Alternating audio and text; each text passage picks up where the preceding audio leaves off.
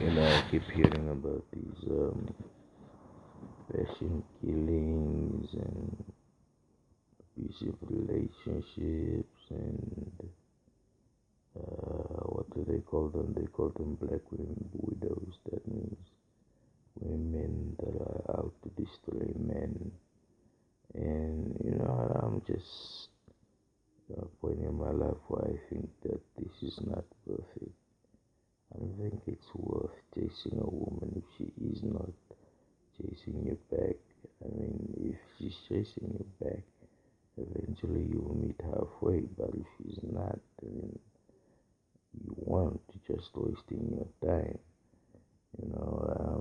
There used to be a romantic in me, but that's kind of gone right now because reality, first I thought it was money, material, yada yada yada, and then you get all of that and still nothing, and you think, wow, what's the point of all this? I just want all the guys to think about that a little bit and just leave this whole soulmate thing out of it, right? I mean, if someone is your soulmate, then that means that they would love you as much as you love them. If they love you as much as you love them, then they would give up as much as you would give up, and you both would gain as much as you would gain. And especially when you're young, people don't realize that young love is worth nurturing. When you're in your early or late 20s, that's when companionship actually makes choice. And since I wanted to make this companionship weekend, I want to talk about this, and I think companionship is basically letting go. It's not about sex, it's not about family, it's not about yada yada yada. It's about having someone to confide in, it's about having someone to hug at the right time, who isn't basically your friend, but who is like your life mentor, a woman that teaches you about women, and a man that will teach you about men. Just someone that will keep you grounded, not someone that you keep on following around and going crazy for, wasting your life and wasting your time. Like right now, I got my acceptance letter from Harvard, and I'm thinking, should I go, should I stay? And I'm thinking about the reasons why I should stay, and I can think of none of those reasons because right now I'm thinking my career should be my first love right now, and I've been chilled out in life so much um, that I just find myself so um, apathetic and numb that I just don't trust it. What's there to trust? And there's no such thing as scary love. How can there be scary love if there isn't brave love? I mean, love is supposed to be fearful. You're supposed to be afraid. If you're not afraid, then it isn't deep. And that has led me to something that I was thinking about, which I had in a dream, which was African. The way African used to live, and the woman was always first. And by the woman was always first, I say the woman was the one that chose her suitor. The woman was the one that led the pack.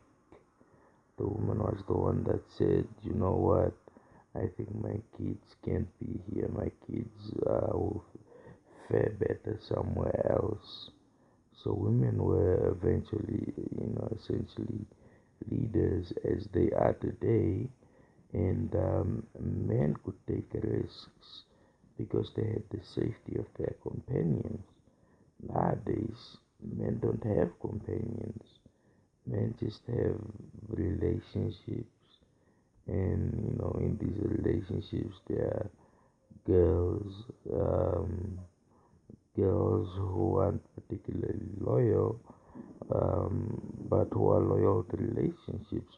I mean, what's the point of being loyal to a relationship and not being loyal to a person? Um, I believe that we all have a role to play, and if someone isn't willing to play that role, then they're not worthy at all. It doesn't make sense. It's a cop out. It's ridiculous. It's making excuses for people who don't deserve it. And that leads me to my other point, and this is about African law. By African law, I'm not talking about law as in LAW. No, this is something that I have put in my thesis, and it actually went through. It was true that we don't have archaeology in our African history. For example, the Bantu people migrated from the west supposedly to the south, but they needed a leader. And for them to have a leader, the leader had to be chosen. And they had a chosen leader, and that chosen leader had a companion.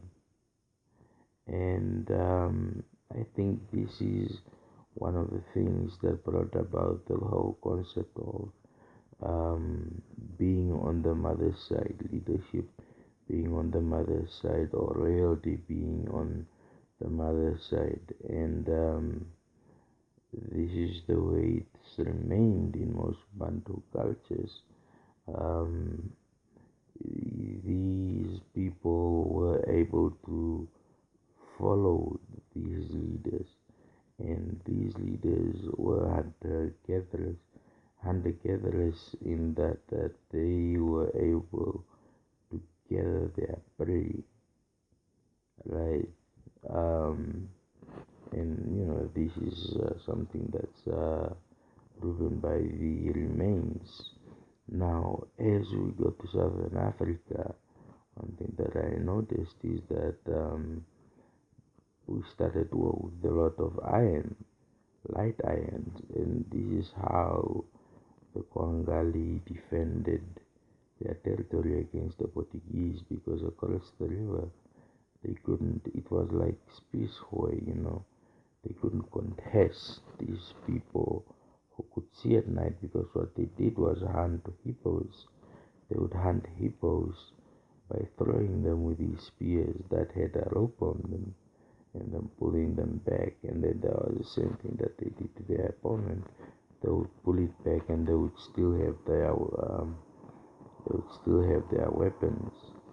And this leads me to great men like Shaka Zulu, who wanted to unite Southern Africa but got demonized. Shaka Zulu was a man that was uniting people, albeit some say by force, but most of the time what got destroyed were defenses.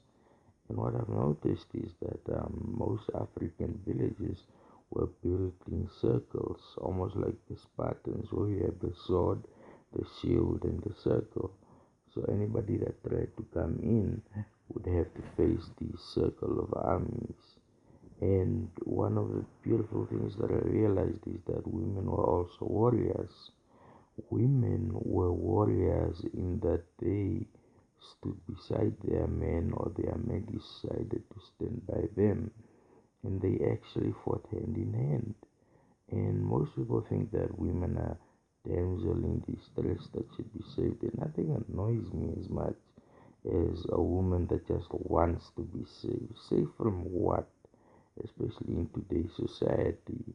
In today's society, people are supposed to complement each other, and by complement, I mean people are supposed to do something that makes the other person's ambition or pursuit click, right? So, we have passion killings and all of that stuff, and it isn't part of our history. It's very un-African. You had African warrior women, and this is why they had braided hair. They had braided hair because they were able to sort of put on a warrior's costume. And this is beautiful, and it's not something that's recorded in history, but archaeologically, it's something that exists. And you have women that that were warriors, but today we have women that are just waiting for someone to come get them, or women that they, they're just basically um, they're basically not even romantically involved. I mean, I know about careers, but if you're going to have a career, then you need to have a companion that supports your career and vice versa. This doesn't happen, and most of the excuses are just bullshit. So, in companionship, I want to speak about the bonds um, and the ties of love that make it something worth exploring, worth having. And I want to try and do this every few days because I think it's important, because a lot of young men are confused. A lot of young men are with these materialistic women, and it doesn't make sense for you to be with a materialistic women, because what you're with is not a woman but a leech, and a leech in a man's life is worth nothing. Let me give you an example. Obama started out, with his wife, living with the wife's parents in a room, and she was able to give him the energy that he needed to push harder, to go harder. That's why they are the biggest power couple in the world right now. It's because they were able to complement each other. They were true companions. And family planning, there is absolutely no greater example than that. I mean, they could have had 10 children by now, considering most people consider Barack as Kenyan or whatever, but they didn't. What they did was they held each other down, and by holding each other down, they showed that it works. You support my career, I support your career, and then at the end of the day, we find out that the future is not set in stone, but the future is a result of consequences and things that happen and things that drive and motivate. So, I just want to say that the woman that makes you do the opposite, that makes you feel like you shouldn't, or there's no point, doesn't belong in your life. That's not a companion. That's like having a love affair with Darth Vader. I mean, romantics have been so mythicized. For example, Shakespeare. Shakespeare supposedly died in love and in prison for love, and that's not true. Shakespeare did something way different, and he wrote a letter, and this just shows the suffering of love. His wife or his girlfriend or whatever wasn't able to pull the necessary strings to keep the story going. And the same thing with Romeo and Juliet. Romeo and Juliet were not able to convince their families, but one thing they didn't do is decide to go at it alone and bridge that gap and just say, you know what, this is us. And this is why I love Game of Thrones, because Tyrion Targaryen, the father of Jon Snow, the real father, and Lillian, who fell in love and ran off, and so forth. Their beautiful tale is they were able to showcase that power was less important to them than what you would call um, love or whatever. So I just want to say that in order for you to have a companion, you have to have someone that supports you. And by support, I mean someone that supports your career, your ambitions, your dreams. This is what you need. And for companions, we are going to try and keep this up. And companions can be anything.